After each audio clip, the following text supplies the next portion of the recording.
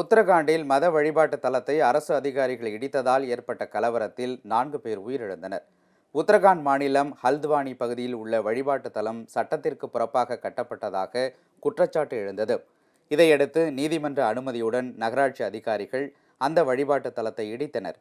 இதனால் ஆத்திரமடைந்த அப்பகுதி மக்கள் கல்வீச்சு தாக்குதலில் ஈடுபட்டனர்.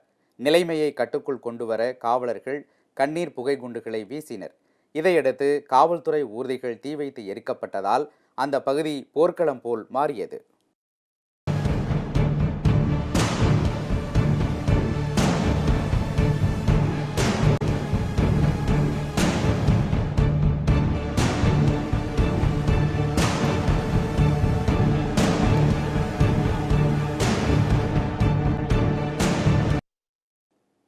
இந்த கலவரத்தில் 4 பேர் உயிரிழந்த நிலையில் 250 பேர் படுகாயமடைந்தனர். பதற்றமான சூழல் நிலவுவதால் ஹல்த்வானி பகுதியில் ஊரடங்கு நடைமுறைப்படுத்தப்பட்டு காவல்துறையினர் குவிக்கப்பட்டுள்ளனர். மேலும் வன்முறையாளர்களை கண்டதும் சுட காவல்துறைக்கு மாவட்ட நிர்வாகம் ஆணையிட்டுள்ளது.